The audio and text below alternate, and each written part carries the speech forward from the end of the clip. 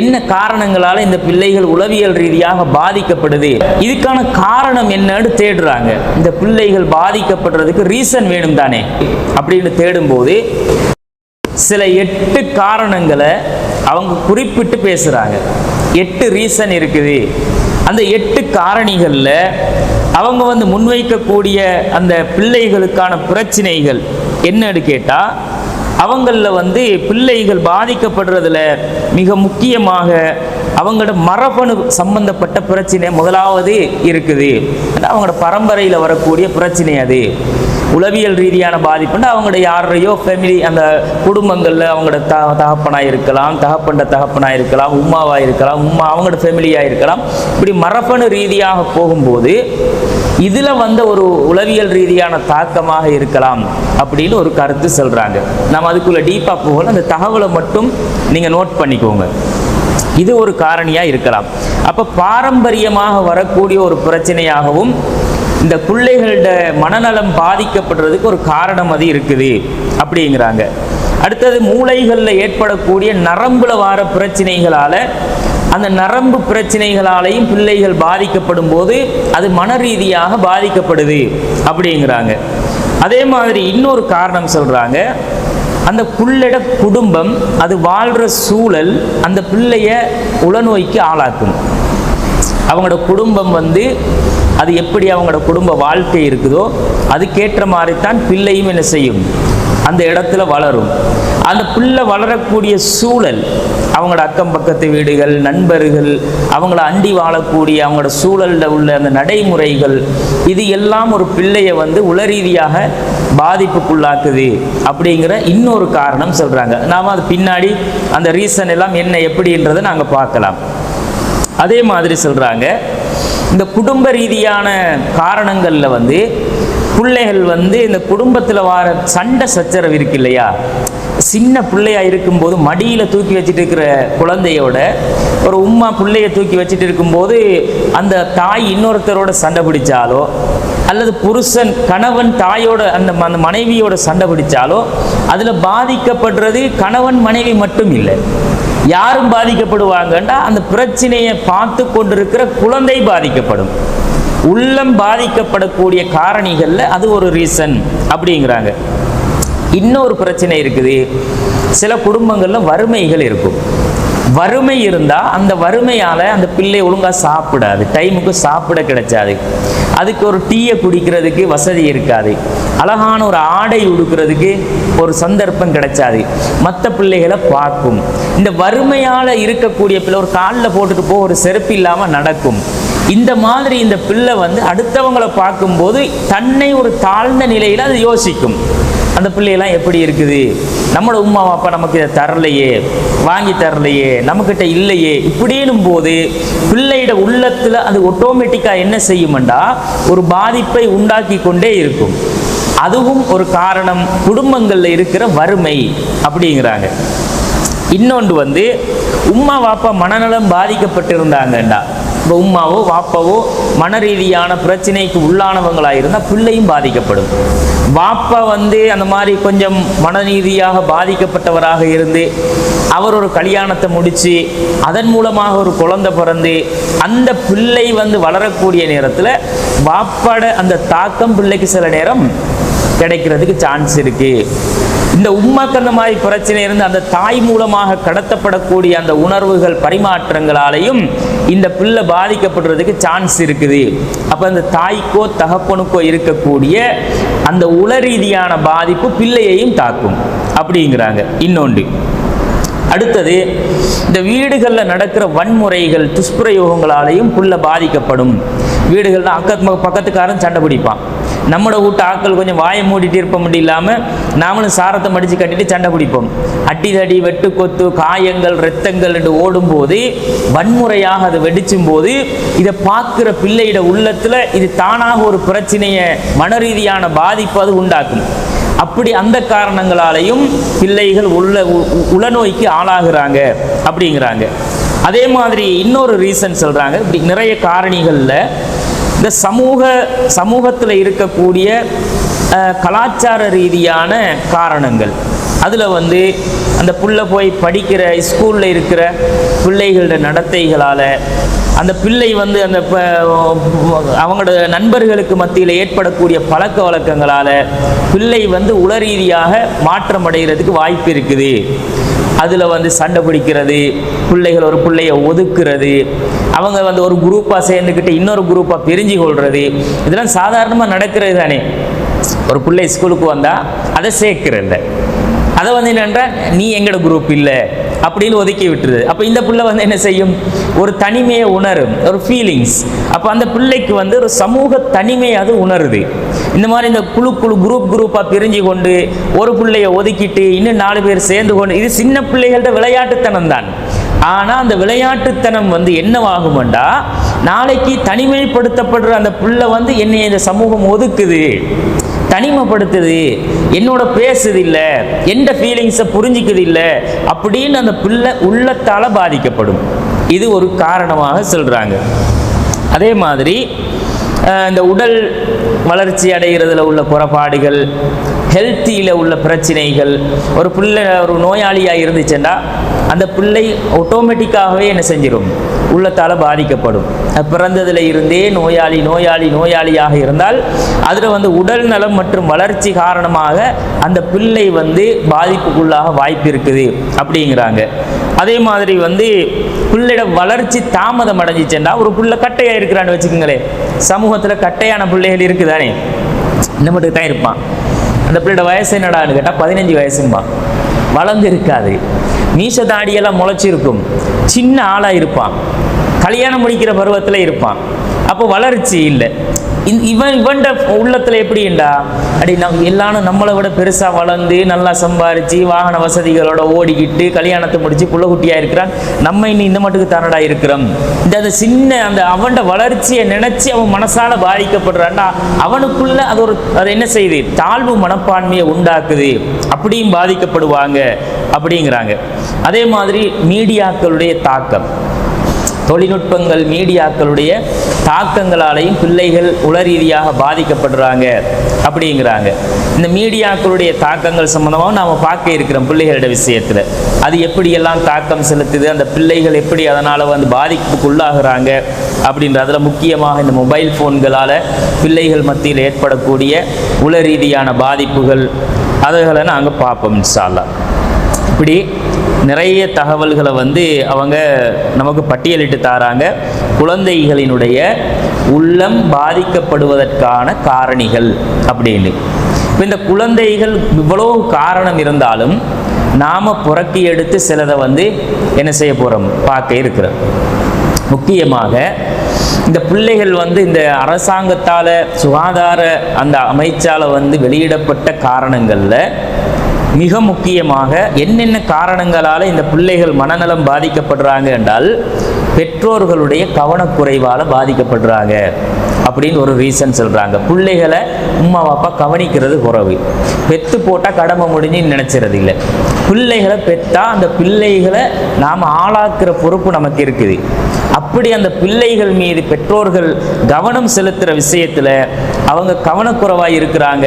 அப்படிங்கிறதுனால பிள்ளைகள் வந்து பாதிக்கப்படுறதுக்கு வாய்ப்பு இருக்குது என்றாங்க. அடுத்தது வந்து ஒரு புள்ள தாய்கிட்ட எதிர்பார்க்கிற ஒரு அன்பு இருக்குது. என் உம்மா எனக்கு அன்பு காட்டணும். இப்போ பிள்ளைகளோட இயல்பு என்ன தெரியுமா, ஒரு பிள்ளைய தன்னை தாய் வந்து தன்னை விட்டுட்டு இன்னொரு பிள்ளைய தூக்கினா அழும். பிள்ளை அப்படித்தானே, சின்ன பிள்ளை வந்து பார்க்கும், என்ன உம்மா நம்மளை தூக்காம வேறொரு பிள்ளையை தூக்குறா அப்படின்னு பார்த்துட்டு, ஏண்டா தண்டை இடம் பறி போறதாவது விரும்பாது. உம்மா அந்த பிள்ளைக்குரிய இடத்தை இன்னொரு ஆளுக்கு கொடுக்குறாங்கன்றது அந்த பிள்ளை ஏற்றுக்கொள்வது இல்லை. அப்போ பிள்ளைகளுடைய இயல்பு என்னன்னா, அந்த தாயிட்டையோ தகப்பனுக்கிட்டையோ அது இயல்பாக எதிர்பார்க்கிற அன்பும் அந்த எதிர்பார்ப்பும் கிடைச்சாம இருக்குது இல்லையா, கிடைச்சாத நேரத்தில் அது பாதிக்கப்படும் பிள்ளை அப்படிங்கிறாங்க. அப்போ அந்த அன்பு பாசம் உரிய முறையில் கிடைச்சல்ல அப்படின்றதுனால குழந்தை பாதிக்கப்படுது. அது உளரீதியான பாதிப்புக்கு உள்ளாகிறதுக்கு ஒரு காரணம் என்றாங்க. அதே மாதிரி வந்து முறையாக அந்த பிள்ளை அரவணைக்கப்படாத நேரங்களில் ஒரு பிள்ளை வந்து ஏதோ ஒரு காரணத்தால் பாதிக்கப்படுதுன்னு வைங்களேன், ஒரு நோயால் பாதிக்கப்படுது. பாதிக்கப்பட்ட அந்த பிள்ளையை என்ன செய்யணும்? அதுக்குரிய வைத்தியத்தை பார்த்து அதுக்குரிய ட்ரீட்மெண்ட் செஞ்சு பிள்ளைய அது குணமாகிற வரைக்கும் கவனிக்கணும். அதை விட்டுட்டோம்னா என்ன நடக்கும்? அந்த கவனிக்கிற அரவணைப்பு இல்லாமல் நம்ம என்னமோ ஆக்கிரம் காய்ச்சரம் தின்ன கொடுக்குறோம், கொட்டுறோம், உடுபடவை போட்டு விடுறோம், பிள்ளை தெரியட்டும், அந்த பிள்ளை வந்து நோஞ்சானா இருக்கும், நோயாளியாக இருக்கும்.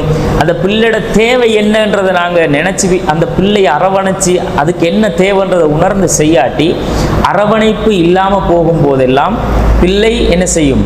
அது தானாகவே ஒரு பாதிப்பை உணரும் என்றாங்க. அப்போ அரவணைப்புன்றது பிள்ளைகளுக்கு கட்டாயம். அதை வந்து ஒரு காரணியாகவும் சொல்கிறாங்க.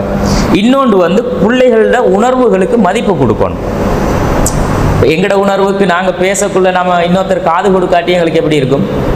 இப்போ நாம் பேசிகிட்டு இருக்கிறோம், அவர்கிட்ட ஒரு விஷயத்தை சொல்கிறோம், பட அப்படின்ட்டு நாம் இன்னொரு பக்கம் போனோம்னா எங்கட மனசே பாதிக்கப்படுது தானே.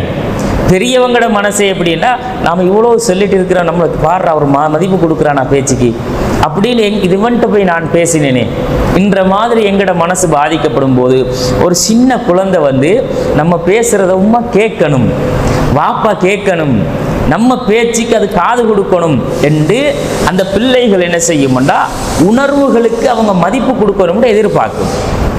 விளையாடும், ஓடும், பாயும், அந்த பிள்ளையோட எல்லா நடவடிக்கையையும் காட்டும். அந்த பிள்ளையோட உணர்வு அது வெளிப்படுத்தும். இந்த உணர்வுகளை நாங்கள் மதிக்கணும்னு அந்த பிள்ளை எதிர்பார்க்கும் போது அதுக்கு முட்டுக்கட்டையாக நாம் இருந்தோம்னா அப்போவும் பாதிக்கப்படும் பிள்ளை. அதுவும் ஒரு காரணம். இன்னொன்று, நமக்கிட்ட ஒரு பிள்ளை இருந்தால் அந்த ஒரு பிள்ளைக்கு மட்டுமே அன்பை காட்டலாம். ஒரு 4-5 பிள்ளையை பெற்று போட்டோம்னா மூத்த பிள்ளைய விட்டுருவாங்க. அவன் 10 வயசுல இருப்பான், மற்ற 2வது பிள்ளை ஒரு 7 வயசுல இருக்கும், 3வது பிள்ளை ஒரு 5 வயசுல இருக்கும், கடைசியாக பிறந்த பிள்ளை ஒரு 1.5 வயசு 2 வயசு பிள்ளையா இருக்கும்னு வைங்களேன். இந்த 2 வயசு பிள்ளையை தூக்கி அரவணைச்சி கொண்டு 2வது 3வது பிள்ளையை விட்டுட்டாங்கன்னா அவங்க எப்படி ஃபீல் பண்ணுவாங்க? பாரபட்சம் காட்டுதாங்க. பாடுறா நம்மளோட உண்மை நம்மளை நம்மக்கிட்ட காட்டின இறக்கமெல்லாம் விட்டுட்டு இப்போ இந்த தம்பிக்கு காட்டுதாங்க இறக்கம், தங்கச்சை மட்டும் தூக்கி தூக்கி வச்சுக்குதாங்க, நம்மளை வந்து என்ன செய்யறதில்ல, பார்க்குறதில்ல, நம்மளோட இறக்கம் காட்டுறதில்ல. இப்படி ஒரு பாரபட்சத்தை நாம் காட்டுற மாதிரி அவங்க ஃபீலிங் பண்ணினா அது பாதிப்பை உண்டாக்கும். பாதிப்புன்ற சாதாரண பாதிப்பு இல்லை, அந்த தண்ட சகோதரன் தண்ட கூட பிறந்த உணர்வு இல்லாமல் போய் சாவடிச்சு போட்டுரும். நிறைய சம்பவங்களும் நடந்திருக்குது. அந்த பாதிப்பு அந்த அளவுக்கு அது உள்ளத்தில் ஒரு பாதிப்பை வந்து நஞ்சு மாதிரி விதைச்சும் அந்த பாரபட்சம்ன்றது. அதையும் ஒரு காரணமாக சொல்றாங்க.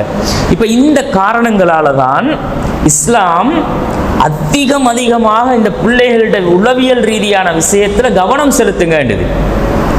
கவனம் செலுத்துங்க, இந்த பிள்ளைகளோட விஷயத்தில் நீங்கள் வந்து உள்ளம் பாதிக்கப்படாத வகையில் நீங்கள் நடந்து கொள்ளுங்கன்னு அந்த பிள்ளைகள் விஷயத்தில் இந்த உளவியல் சம்பந்தமான அதிகமான கருத்துக்களை பேசின ஒரு மார்க்கம் கொள்கை இஸ்லாம் தான். அதை நாங்கள் விளங்கி கொள்ளணும். இந்த குழந்தை உளவியல் குறித்து அல்லாஹும் ரசூலும் சொல்கிற விஷயங்களை நாங்கள் வந்து புரிஞ்சு கொள்ளாட்டி, பிள்ளைகள் சம்பந்தமாக அல்லாஹ் ரசூல் சொல்கிற அந்த அடிப்படைகளை நாம் விளங்கி கொள்ளாட்டி அது பிள்ளைகளுடைய வாழ்க்கையை நிச்சயம் பாதிக்கும். பாதிக்கிறதுல எந்த மாற்று கருத்தும் இல்லை. நாம் இன்றைக்கு சமுதாயத்தில் வந்து பிள்ளைகளை பெற்று போட்டு வளர்த்து ஆளாக்கி விட்டுறோம்னு நினச்சிரோம். ஆனால் 100க்கு 90, 95% பிள்ளைகள் உள்ளத்தால் பாதிக்கப்பட்டவங்களாகத்தான் சமூகத்தில் நடமாடுவாங்க. ஒரு சிலர் காற்று அன்பு, பரிவு, பாசம், பாரபட்சம் இல்லாத தன்மை, அரவணைப்பு, அந்த பிள்ளைகளுடைய உணர்வுகளுக்கு மதிப்பு கொடுக்கறதை எல்லாம் பெற்றுக்கொள்ளுதண்டா அந்த பிள்ளை சமூகத்துக்கு ஒரு எடுத்துக்காட்டாக இருக்கும். அப்போ இந்த சின்ன பிள்ளைகளுடைய விஷயத்தில், இந்த குழந்தைகளுடைய உளவியல் விஷயத்தில் அல்லாஹ் ரசூல் காட்டின வழிமுறை எப்போ புறக்கணிக்கப்படுமோ அன்றைக்கு அந்த பிள்ளைகள் நிச்சயமாக தாய் தகப்பனுக்கு கட்டுப்படாத பிள்ளையா, பேச்சு கேட்காத பிள்ளையா, உருப்படாத பிள்ளையா, அந்த பிள்ளையே தாந்தோன்றித்தனமாக வழி தவறி போயிடும். அதில் நாங்கள் மிக முக்கியமாக இருக்கிறோம். உலகத்தில் 19வது நூற்றாண்டில் இருந்துதான் இந்த உளவியல் ரீதியான விஷயங்கள் அதிகமாக பேசப்பட ஆரம்பிச்சிச்சு. இந்த நவீன காலத்தில் வந்து 19ஆம் நூற்றாண்டு காலப்பகுதியில் இருந்துதான் உளவியல் சம்பந்தப்பட்ட பிரச்சனைகள், அதிலும் குறிப்பா இந்த சின்ன பிள்ளைகளுடைய உளவியல் ரீதியான பிரச்சனைகள் பேசப்பட்டுச்சு. குழந்தைகளுடைய உளவியல் சம்பந்தப்பட்ட பிரச்சனைகள் அதிகமான ஆய்வுகளுக்கு உட்படுத்தப்பட்டுச்சு, வாத பிரதிவாதங்களுக்கு உட்படுத்தப்பட்டுச்சு. அதுல முக்கியமாக நிறைய மருத்துவர்கள் இந்த மனநல மருத்துவர்களாக உருவெடுத்தாங்க. பிள்ளைகளோட விஷயம், பெரியவங்களோட விஷயம், அவங்க மனநலம் பாதிக்கப்படுறதுக்கான காரண காரணிகளை எல்லாம் ஆய்வு செஞ்சு கண்டுபிடிச்சு அதுக்கு ட்ரீட்மெண்ட் செய்யணும், கவுன்சிலிங் பண்ணணும் அப்படின்னு சொல்லி நிறைய மனநல மருத்துவர்கள் உருவானாங்க. இதுக்கு அடிப்படையாக பேஸ்மெண்டாக இருந்தவர் யாரு? உளவியல் துறையிலேயே மெயினா உலகம் பேசக்கூடிய ஒரு ஆய்வாளர் தான் யாரு? சிக்மண்ட் ஃப்ரைட் என்றவர். சிக்மண்ட் ஃப்ரைட் என்றவர் தான் இந்த உளவியல் சம்பந்தப்பட்ட விஷயத்தில் மிக பிரம்மாண்டமான அளவுக்கு ஒரு ஆய்வு செஞ்சவர். அவருடைய ஆய்வுகள், அவர் எல்லா துறைகளையுமே ஆய்வு செஞ்சார். பெரியவர்களுடைய உளவியல் ரீதியான பிரச்சனைகள், சமூகம் சார்ந்த உளவியல் பிரச்சனைகள், சிறுவர்கள் சார்ந்த உளவியல் பிரச்சனைகள், பொருளாதார ரீதியான உளவியல் பிரச்சனைகள், இப்படி எல்லா பகுதிகளையும் அவர் ஆய்வு செஞ்சார். அதுல முக்கியமா அவர் முக்கியத்துவம் கொடுத்து பேசின ஒரு விஷயம் என்னன்னு கேட்டா, இந்த குழந்தைகள் சம்பந்தமாக ஒரு விஷயத்தை அவர் சமூகத்துக்கு சொன்னார். மிக முக்கியமான ஒரு விஷயம் அது.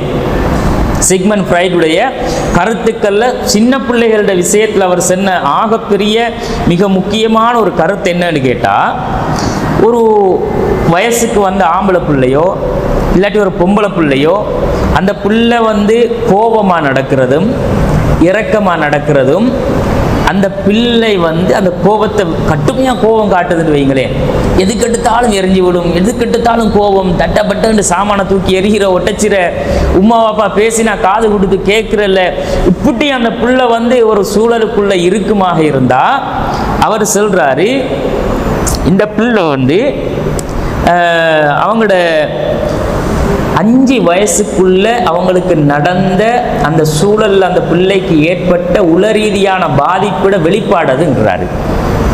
ஒரு 5 வயசுக்குள்ள அந்த பிள்ளை சந்திச்ச பிரச்சனைகளோட வெளிப்பாடு தான் அந்த பிள்ளை பருவ வயசுக்கு வந்ததுக்கு பிறகு இதை வெளிக்காட்டுறது.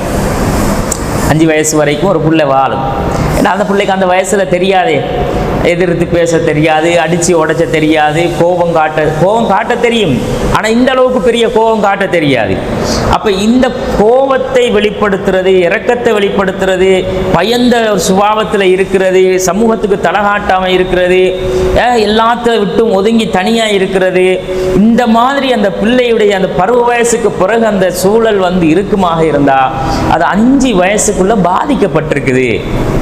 எப்படி எப்போ பாதிக்கப்பட்டிருக்கோம்னா, உளரீதியாக அது கண்டு கண்டு கண்டு கண்டு சில விஷயங்களை கேட்டு கேட்டு அது உள்ளத்தில் ஆழமாக பதிஞ்சு அந்த பதிவு தான் அந்த பிள்ளைட வெளிப்பாடாக வருகிறது அப்படின்றாரு.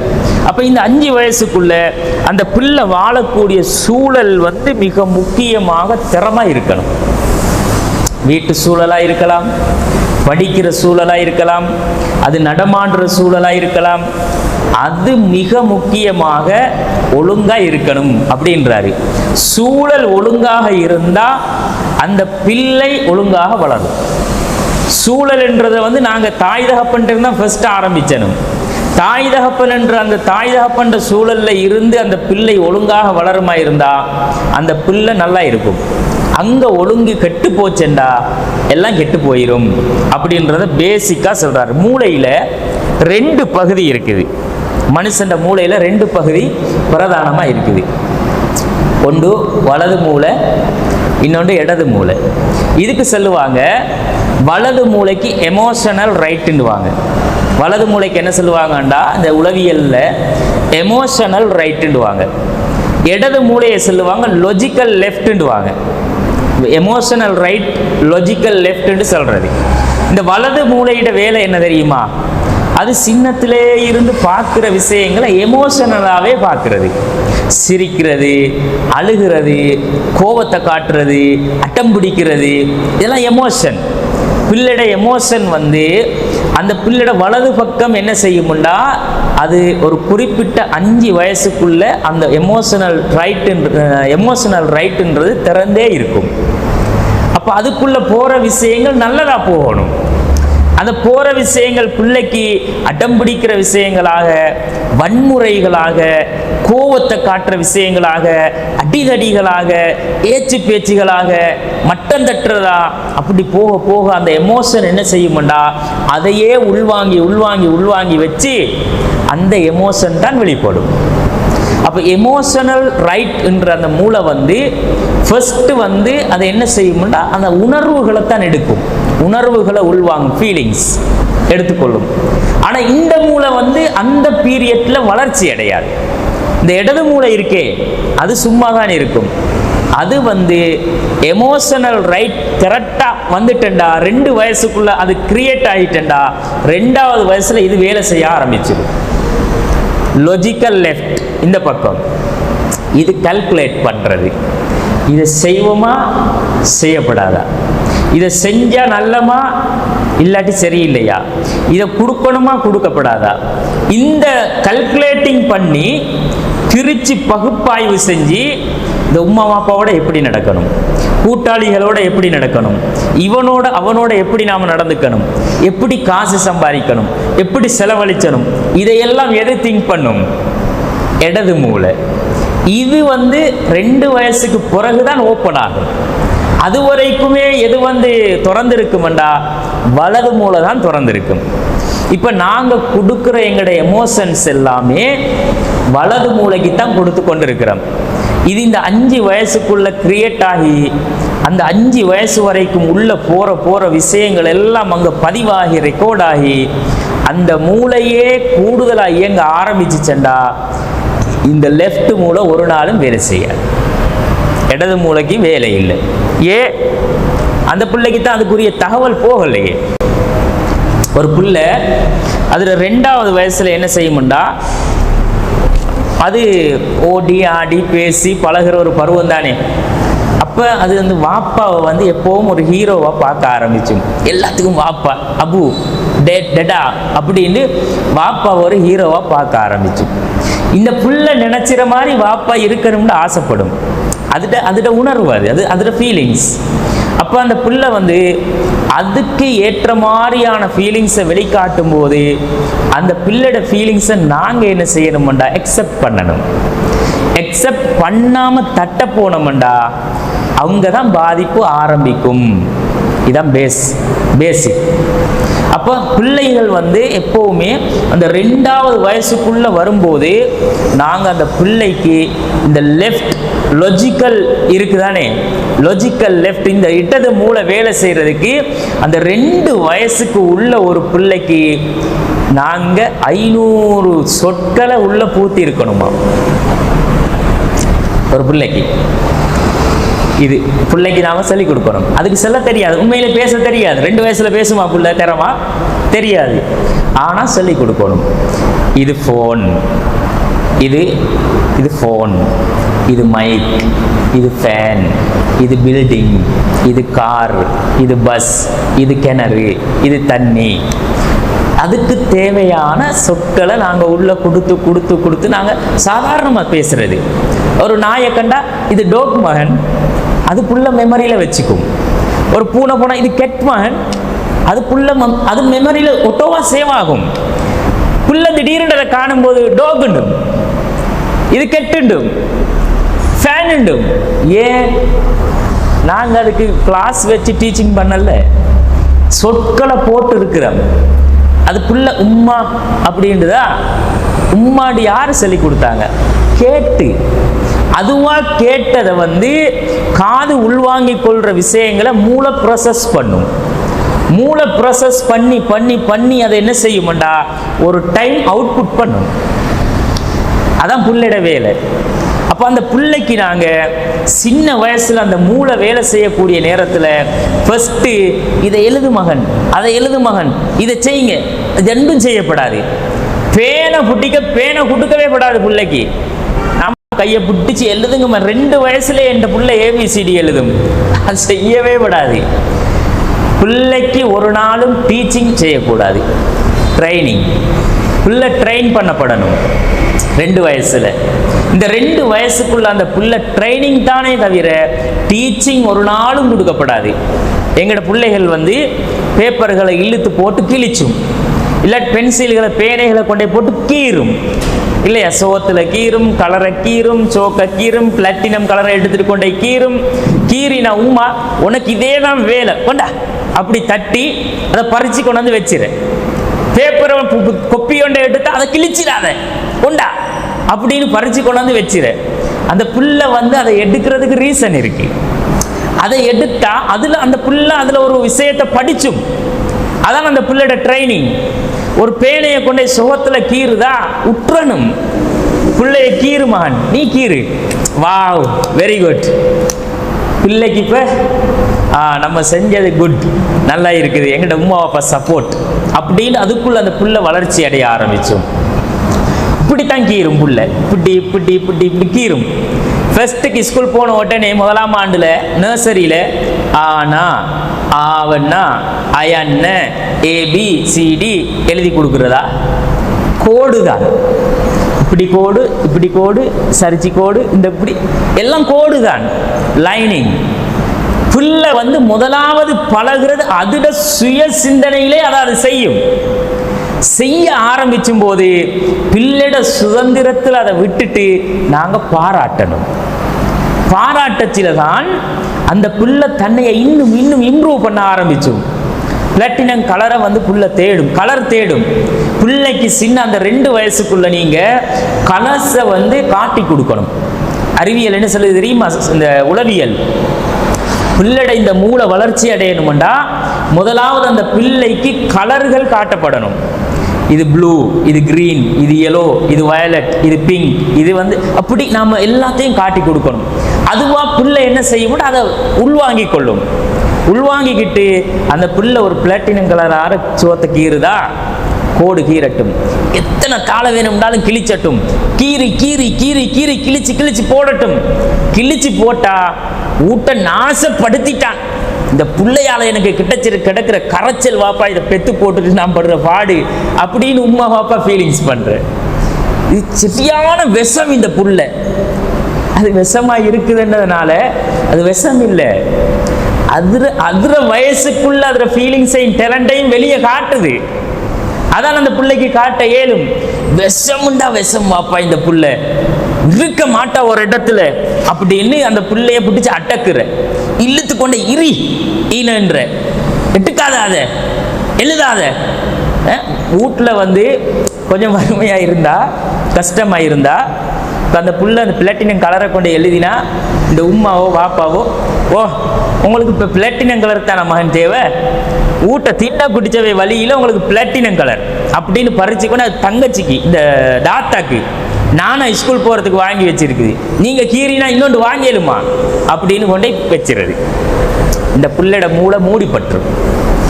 இந்த புல் திறக்க வேண்டிய மூளை என்ன செஞ்சிருமெண்டா ஒட்டோவா க்ளோஸ் ஆகிரும்.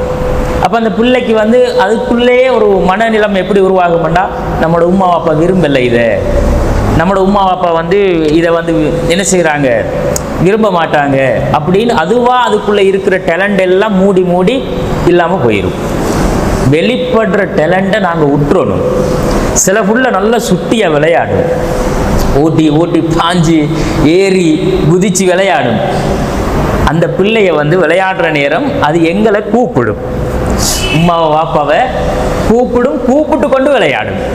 விளையாடுற நேரம் அந்த பிள்ளை வந்து அது அந்த விளையாட்டை நாம் ரசிக்கணும்னு எதிர்பார்க்குது. என் உம்மா என் வாப்பா இதை ரசிக்கணும், கைதட்டணும், என் வாப்பா உம்மாவும் எனக்கு ஒரு என்ன செய்யணும், ஒரு சப்போர்ட் பண்ணணும் என்று நினைச்சோம்.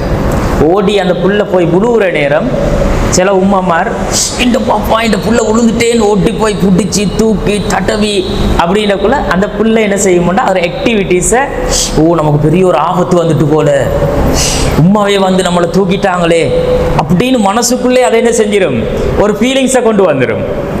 புழுமா புழும், புல்லை இடர்பட்டு புழும், ஏறும்போது வலிக்கு புழும், ஓடிட்டு போகும்போது புழும். புழுந்தா ஓ அது ஒன்றும் இல்லைம்மா, எலும்புங்க எலும்புங்க எலும்புங்க எலும்பிருங்க, அந்த பிள்ளையா எலும்பும், எலும்ப உடனும். அதான் உளவியல். எலும்பினதுக்கு பிறகு வெரி குட் மகன், நீங்கள் இப்போ தான் கிரேட் அப்படின்ட்டு போய் கிட்ட போய் பிடிச்சி ஒரு கிஸ்ஸை பண்ணி எவ்வளோ மகன் பட்டுச்சு இங்கேயா சரி அது ஒன்றும் இல்லை அப்படின்னும் போது அந்த பிள்ளை இன்னும் உளரீதியாக வலுப்பெறும், அப்படி மன வலிமை பெறும். ஏண்டா நமக்கு ஒன்றும் இல்லை, சும்மா அப்படி சறுக்கி விழுந்துட்டோம், நமக்கு பெரிய ஆபத்து எல்லாம் இல்லை, இருந்தால் தான் நம்மளோட உமா பாப்பா இருக்காங்களே பாதுகாப்புக்கு என்று அந்த ஃபீலிங்ஸ் அந்த பிள்ளை உள்வாங்குது தானே. அதான் அந்த பிள்ளையுடைய மன வளர்ச்சி. விழுந்து முட்டியை புட்டிச்சு போய் ஓட்டி போய் தூக்கி தாங்கி இனி ஓடாதங்க மகன், இனி பாயாதங்க, இனி எடுக்கப்படாத இப்படின்னு முடிய அந்த பிள்ளை பிறகு அதில் இருந்து விலகிடும். விலகிட்டேன்டா அதுக்குள்ளே இருக்கிற டேலண்ட் மூடுபட்டுரும், க்ளோஸ், அந்த மைண்ட் க்ளோஸ் ஆயிரும். அப்போ நாங்கள் எப்போவுமே பிள்ளைகளோட விளையாட்டை ரசிக்கணும். இப்போ இப்படி வாப்பாவோ உமாவோ ஒரு வேலை செஞ்சுட்டு இருப்பாங்கன்னுங்களே, வேலை செஞ்சுட்டு இருக்கும் உமா காய்கறி நறுக்கிட்டு இருப்பா குசனியில், இந்த புள்ள வந்து ஃப்ரிட்ஜில் தொங்கி கதவை இழுப்பான், ஃப்ரிட்ஜு கதவை இழுப்பான், ஒரே இந்த தோதுக்கு செல்ற இதில் தொங்கப்படாண்டு அது தொங்கி இந்த கதவை ஒட்டச்ச போறான்னு மண்டையில் ஒரு குட்டு முதுகுல ஒரு அடிச்சு விரட்டி விட்டுருது. அப்படி நிறைய நடக்கிற அந்த புள்ள வந்து அதில் தொங்குறது தப்பு தான், அது உடஞ்சிட்டா நமக்குத்தான் செலவு. அவன் தொங்கி எதையோ ஒன்ற செல்ல வாரான், அதை இழுத்து துறக்கும் போது நம்ம அந்த புள்ளிட்ட செல்லணும், மகன் இதில் தொங்கப்படா வாப்பா, இது நம்மளோட ஃப்ரிட்ஜ் இல்லையா, உடஞ்ச மரம் உங்களுக்கு தொங்க இயலுமா, அதில் இதுக்குள்ள நம்மளோட சாமான் எல்லாம் போட்டு வச்சிருக்கோம் தானே, சாப்பாடு எல்லாம் வச்சிருக்கோம், எப்பல் இருக்குது, ஒரஞ்சு இருக்குது, கறி எல்லாம் வச்சிருக்கோம், அது வந்து கெட்டு போய்த்திருந்தானே மகன், மூடி வச்சனும் வாப்பா. இது செல்ற மெத்தட். ஜோதுக்கு செல்ற விளங்குறல்ல அப்படின்னு அடிச்சு முடிய அவன் நினைப்பான், ஓ நீங்க இருந்தா தான் திறக்க விட மாட்டாங்க அப்படின்ட்டு உம்மா பாப்பா இல்லை அந்த நேரம் போய் இழுத்து திறந்து ஒரு மணித்தியாலத்துக்கு திறந்து விட்டு போயிடுவான். நமக்கு தானே ரெஸ்ட் ஆகும். அப்போ இந்த மாதிரி பிள்ளைகளுடைய அந்த சுட்டித்தனங்களை வந்து நாங்கள் ஒரு நாளும் முட்டுக்கட்ட போடப்படா. பிள்ளைக்கு அதில் தப்பை உணர்த்திட்டு அதை விட்டுட்டு நீங்கள் இதை விளையாடுங்க மகன் அப்படின்னு இன்னொன்று பக்கம் டைவெர்ட் பண்ணி விட்டுறணும். எது வந்து பிள்ளைக்கு பாதிப்பு உண்டாக்குமோ அதில் இருந்து இன்னொரு பக்கம் டைவெர்ட் பண்ணி அந்த பிள்ளையை வந்து என்ன செய்யணும்டா, மைண்டை வந்து ஒரு நாளும் க்ளோஸ் பண்ணிடப்படாது, அதே ஆக்டிவிட்டியில் இன்னொரு காரியத்தை செய்ய வச்சிடணும். இப்படி பிள்ளைகளோட விஷயத்தில் நாங்கள் கம்ப்யூட்டரை வச்சுக்கொண்டு ஒருத்தர் வாப்பா என்ன செய்வார், எல்லா கணக்கு வழக்கும் பார்த்துட்டு இருப்பாருன்னு வைங்களேன், வர்ற பிஸ்னஸ்ஸு கொடுக்கல் வாங்கல் எல்லாம் பார்த்துட்டு இவர் சுற்றி ஓட்டும் போது தட்டுப்பட்டு லெஃப்ட் வந்து கீழே விழுந்துட்டுன்னு வைங்க, இல்லாட்டி கொஞ்சம் அடிபட்டுட்டுன்னு வைங்க, ஓடினா வாப்பா புட்டிச்சு ஒரே மண்டையில் போடு, முசீபத்து பிடிச்சவன், இவ்வளோ கஷ்டப்பட்டு இவ்வளோ வேலையை செஞ்சுட்டு இருக்கேன் அதுக்குள்ளார வந்து விஷத்தை காட்டுறான் அப்படின்னு ஒரு குட்டை போட்டு முடிய அப்படியே தலையை பிடிச்சிட்டு போய்த்துருவான். அவனோட ஆக்டிவிட்டிஸ் அவன் ஏன் அவடத்துல காட்டுறான், நம்மளோட வாப்பா நம்மளை ரசிக்கணும், நம்ம ஓடுறது, நம்ம பாயிறது, நம்ம பிடிச்சிறது, நம்மளோட இதை வந்து எங்களோட வாப்பா ரசிச்சணும்டா. வாப்பாக்கு தெரியும் நம்மளோட புள்ள இதைத்தான் எதிர்பார்க்குறானா, மகன் ஈனவா அபு வேலை செஞ்சுட்டு இருக்கிறேன் வாப்பா, இந்த வேலையை அபு செஞ்சு முடிச்சுட்டு உங்களோட வந்து விளையாடுறேன், நீங்கள் கொஞ்சம் தூரமாகி விளையாடுங்க, இதை தட்டுப்பட்டா உனக்கு உடஞ்சிரும் மகன் அப்படின்னு சொல்லி பிள்ளையை ஓரமாக்கிட்டு வேலையை செஞ்சு முடிச்சுட்டு அந்த பிள்ளையோட விளையாட்டை ரசிக்க போயிடணும். இதுதான் குழந்தைகளோட தாய் தகப்பன் நடக்க வேண்டிய முறை சின்னத்தில். அப்போ அந்த பிள்ளை வந்து கைதட்டலை எதிர்பார்க்கும், அதை பாராட்டுறதை எதிர்பார்க்கும், அந்த பிள்ளைக்குள்ளே அது இயற்கையாகவே இருக்கக்கூடிய உணர்வு அப்படிங்கிறத கவனத்தில் கொள்ளணும். இப்போ இந்த பிள்ளைகள் வந்து இந்த வயசில் இந்த மாதிரி செய்கிறத விட்டுட்டு உமாக்கு வேலை செய்கிறதுக்கு இந்த புள்ள ஒரே கரைச்சல் குட்டுக்குற, வாப்பாவை வேலை செய்ய விட்ற இல்லை, வீட்டில் சரியான அலட்டி கேஸ் இந்த புள்ளண்டு, மகன் இதை கொண்டு வச்சுட்டு நீங்கள் கார்ட்டூன் பாருங்க வாப்பா, உம்மி வந்து வேலையை செஞ்சு முடிச்சுட்டு வாரேன், இதை கொடுத்தாச்சு. இதை கொடுத்து முடியவன் என்னத்தை பார்ப்பான், மொபைலை கொடுத்தா அது கார்ட்டூனை பார்ப்பான். அந்த கார்ட்டூனில் அந்த பிள்ளைக்கு விளங்குமா எதாச்சும், அது பேசுகிற மொழி விளங்குமா, அது ஏதோ ஒன்று ஓடுறது, பாயிறது, பறக்கிறது, புழுவுறது, சண்டை பிடிக்கிறது, இதானே அதுக்கு தெரியும். இப்போ இந்த பிள்ளைகள் கொஞ்சம் அந்த ஒரு கட்டத்துக்கு வந்ததுக்கு பிறகு அந்த பிள்ளை வந்து நிறைய கார்ட்டூன்ஸ் பார்க்க ஆரம்பிச்சிடும். ஸ்பைடர் மீன் பார்ப்பான், சூப்பர்மேனை பார்ப்பான், ஸ்கூபிடுவோ பார்ப்பான், பென்டென்னை பார்ப்பான், இப்படி எக்கச்சக்கமான இதுகளை கொண்டாந்துட்டாங்க. இதெல்லாம் பார்த்துட்டு அந்த இந்த புள்ள நினைச்சு எனக்கும் இந்த மாதிரி பென்டென் மாதிரி வச்சோண்டு கிடைச்சா நானும் பறப்பேன் தானே, வாப்பாட்ட உமாட்ட போய் அட்டம் பிடிக்கிறேன், எனக்கு பென்டென் வச்சு வாங்கித்தா. இப்போ அந்த பிள்ளையோட மூளையில் என்ன பதிஞ்சிருக்கு? இந்த ஒச்சை கட்டிட்டு இப்படி தட்டினா நம்மளுக்கும் ஒரு வண்டி வாகனம் வரும், நம்மளும் புஷ்ஷுன்னு பறப்போம், நம்மளும் ஹீரோவாகிடுவோம் அப்படின்னு அந்த புள்ள வந்து நினச்சிது. அது நடக்குமா? நடக்காது. சூப்பர்மேன் பறந்து வருவாராம், பறந்து வந்து ஒரு ஆபத்து வார நேரத்தில் ஆக்களை காப்பாற்றுவார். அந்த ட்ரெஸ்ஸை போட்டால் இவரும் சூப்பர்மேனாக மாறிடுவாருன்னு மைண்ட் ஃபிக்ஸ் பண்ணுது, மூளை ஃபிக்ஸ் பண்ணுது. அது சாத்தியமா? அவன் சும்மா படத்துக்கு கிரியேட் பண்ணி எடிட் பண்ணி காட்டுறான். ஆனா புள்ளையோட மனசுல அது உண்மை மாதிரி பதியுது. உண்மையாகவே அது அந்த உலகத்தை கற்பனை பண்ணுது. ஜுராசிக் வேர்ல்டுன்னு சொல்லி படங்களை உண்டாக்கி இருக்கிறான். மிருகம் பேசும். ஏவாப்ப நம்மட நாய் டோக் பேசுது இல்லை, ஏன் நம்மட கெட் பேசுது இல்லை? அதுல எலி பேசுற, பூனை பேசுற, எல்லா மிருகமும் பேசுற, சிங்கம் புலி பேசுற. இங்க இந்த புள்ள பார்க்கறது பேசுது இல்லை. ஏவாப்பா அது பேசுது இல்லை, ஏ உம்மி இது பேசுற இல்லை? இப்போ சொல்லுங்களேன் பதில. யார் பழக்கி விட்ட பிள்ளைய? உமாவும் அப்பாவும் ஃபோனை கொடுத்துட்டு தானே அந்த மூளையில் என்ன ஃபிக்ஸ் பண்ணப்பட்டுச்சு? இது மிருகம் பேசும், அப்படி பறந்து வரையிலும், புஷ்ஷுன்னு போகையிலும், ஹல்க் மாறி மாறையிலும், புட்டியான உணர்வுகளை பிள்ளைக்குள்ள உண்டாக்கினா ஒரு கற்பனை உலகத்தில் அந்த பிள்ளையுடைய மூளை வளர்ந்து வளர்ந்து வளர்ந்து அது கற்பனையாகவே அதில் வாழ்க்கை என்ன செஞ்சிடும்? மாறிடும். அதில் உண்மையான ரியல் லைஃப்ன்ற மூளை மூடிடும். அப்போ இந்த அளவு பாதிப்புகளை வந்து இந்த தாக்கம் என்ன செய்யும்? இந்த மீடியாக்கள், மொபைல் போன்கள் உண்டாக்கும். அப்போ வாப்பா பறந்து வந்து நம்மளை காப்பாற்ற நம்முடைய எதிர்பார்த்தா நடக்குமா? புள்ள போகுது, சூப்பர்மேன் புஷ்ஷுன்னு வந்து அப்படி தூக்கிட்டு போயிடுவாரு. எங்களோட வாப்பாவும் நாங்கள் இப்படி புள்ள போகிற நேரம் வந்து பாஞ்சி புட்டிப்பாருண்டு புள்ள மேசையில இருந்து குதிக்கக்குள்ள வாப்பா அங்கினே இருந்தா என்ன நடக்கும்? பில்டிங்ல இருந்து நான் பாஞ்சா என் வாப்பா சூப்பர்மேன் மாதிரி வந்து பிடிச்சிருவாருன்னு நினைச்சு புள்ள பில்டிங்ல இருந்து பாஞ்சா என்ன நடக்கும்? இப்படி பல பாதிப்புகளை வந்து நாம அந்த பிள்ளையோட எப்படி நடந்து கொள்றோம்ன்ற விதத்தை வச்சு தான் கிரியேட் ஆகுது. இதெல்லாம் நாங்கள் வந்து மனசுல ஆழமாக பதிச்சு கொள்ளணும். கண்ணியத்திற்குரிய சகோதரிகளை, தாய்மார்களே, இந்த குழந்தைகளை வந்து சாதனையாளர்களாக நாங்கள் மாற்றணும் எல்லா அம்மா அப்பாவும் ஆசைப்படுறோம். எங்களோட புள்ள படிச்சணும், பெருசாக கிரேடாக வரணும், எங்களோட புள்ள வந்து எல்லா இதுலேயும் போட்டியிலையும் ஃபஸ்ட்டு வரணும், அப்படி எங்களோட புள்ள தான் ஹைலைட் ஆகணும்னு நினைச்சிறேன். புள்ள ஹைலைட் ஆகணும்னா என்ன செய்யணும் தெரியுமா? அந்த உமா அப்பாவுக்கு தெரியுமா என்ன செய்யணும்னு? புள்ள ஹைலைட் ஆகணும்டா, ஒரு சாதனையாளராக மாறணும்டா, உளவியலாளர்கள் அதுக்கு ஒரு கருத்து சொல்றாங்க. அதுல மிக முக்கியமா அமெரிக்காவை சேர்ந்த ஒரு மனநல மருத்துவர் மெக்ரிலேண்ட் அப்படின்றவர் ஒரு கருத்து சொல்றாரு. இந்த பிள்ளைகளை சாதனையாளர்களாக மாற்றணும்னா என்ன வழி தெரியுமா அப்படின்னு அவர் ஆய்வு செய்கிறாரு. ஆய்வு செஞ்சுட்டு பல வருஷத்துல ஆய்வுல முடிவு என்ன சொன்னாரண்டா, உம்மா பாப்பா ஒழுங்கா இருக்கணும்ன்றாரு. எத்தனையோ வருஷம் ஆய்வு செஞ்சுட்டு எப்படி இந்த பிள்ளைகளை வந்து சாதனையாளர்களா மாத்துறேன்டா, உம்மாவும் பாப்பாவும் ஒழுங்கா இருக்கணும். அவ்வளோ வருஷம் ஆய்வு செஞ்சதுல முடிவு, ரிசல்ட்ஸ் அப்படின்றாரு. அப்ப இந்த உம்மாவும் பாப்பாவும் வந்து என்னத்தை பிள்ளைக்கு விதைச்சிறாங்களோ அது போடுற விதை தான் விருட்சமா மாறப்போகுது. எந்த விதையை போடுறாங்களோ அந்த விதை விருட்சமா, நல்லதோ கெட்டதோ, நல்லதை போட்டாங்கண்டா அந்த தாய் தகப்பன்ட்டு அந்த நல்லது இருக்கணும்.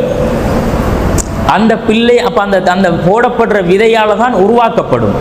அப்ப இதை வந்து அவர் சொல்லிட்டு சொல்றாரு, ஒரு பிள்ளை 5 வயசுக்குள்ள அதுவாகவே தானாகவே பாத்ரூம் போய் அதில் தேவைகளை முடிச்சுட்டு கம்ப்ளீட்டாக அதில் அந்த எல்லா கழிவுகளையும் கழித்து துப்புரவாகி திரும்ப வந்து தன்னை ட்ரெஸ்ஸை தானே எடுத்து போட்டு இப்படி முழுசாக ஒரு வேலையை அது செய்மாக இருந்தால் 20-25 வயசாகும்போது அது ஒரு சாதனையாளராக மாறும். இது எப்படி ஆய்வு?